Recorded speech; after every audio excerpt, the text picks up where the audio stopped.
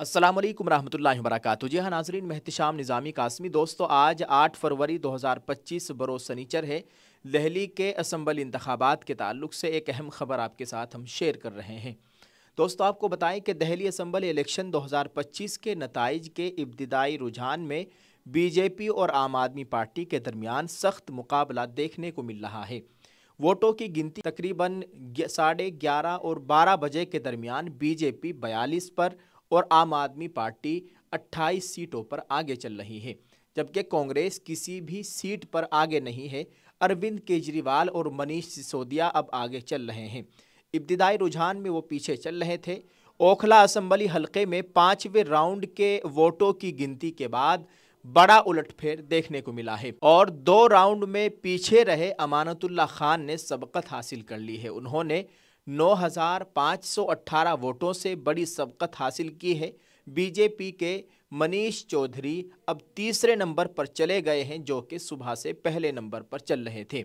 All India मजलिस इत्तेहादुल मुस्लिमीन के उम्मीदवार शिफाउर रहमान दूसरे नंबर पर चल रहे हैं और उन्हें 12,239 वोट मिले हैं, जबकि कांग्रेस की अरीबा खान चौथे नंबर पर है। शिफाउर रहमान को 12,239 वोट मिले हैं, जबकि अरीबा खान 4,289 वोटों के साथ चौथे नंबर पर चल रही है।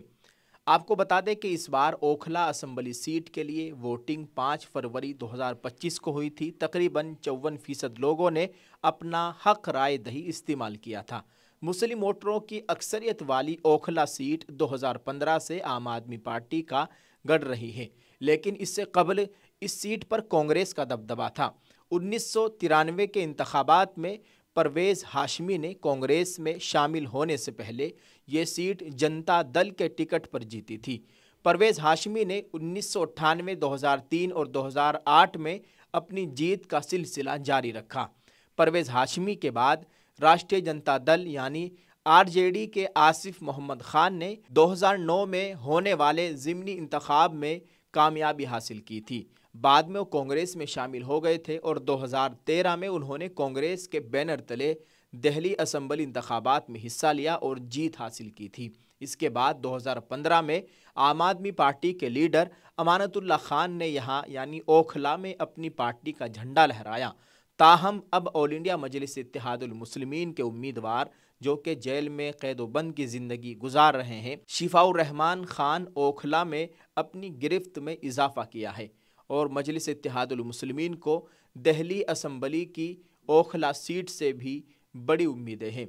देखते हैं शाम तक क्या होता है और सभी लोग दुआ कर रहे हैं। नाजरीन, आपको एक ख़बर ये भी दे कि मुस्तफ़ा आबाद से, जो कि मजलिस इत्तेहादुल मुस्लिमीन के उम्मीदवार थे, हाजी ताहिर हुसैन, वो इस वक्त तीसरे नंबर पर चल रहे हैं और बताया जा रहा है कि उन्हें अब तक 4,880 वोट मिल चुके हैं। अब तक वो तीसरे नंबर पर है। पहले नंबर पर बीजेपी है, दूसरे नंबर पर आम आदमी पार्टी के उम्मीदवार अदील अहमद खान हैं।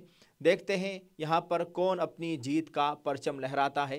अल्लाह ताला खैर फरमाए और मजलिस के दोनों उम्मीदवारों के लिए हमारी दुआएं हैं। अल्लाह ताला दोनों को कामयाबी और कामरानी अता फरमाए, आमीन। आप इस वीडियो को शेयर करें और कमेंट में अपनी राय ज़रूर पेश कीजिएगा। जज़ाकल्लाह। अस्सलाम वालेकुम रहमतुल्लाहि व बरकातुहू। जी हाँ दोस्तों, ये मेरे हाथों में आप देख सकते हैं, ये अपडेट होकर आ गया है अल नुसरत साबुन। आप इस साबुन को एक मर्तबा ज़रूर इस्तेमाल करके देखिएगा। नहाने वाला साबुन है और कुदरती चीज़ों से इस साबुन को तैयार किया गया है। एलोवेरा, ग्लिसरीन, मिल्क, मुल्तानी से इसको तैयार किया गया है। आप इसको ऑनलाइन खरीदना चाहते हैं तो इस वीडियो के डिस्क्रिप्शन में मीशो का लिंक है, आप वहां पर जाकर इस साबुन को खरीद सकते हैं। स्क्रीन पर दिए गए नंबरात पर आप राब्ता कर सकते हैं। एक मर्तबा इन लोगों को जरूर खिदमत का मौका दे। शुक्रिया।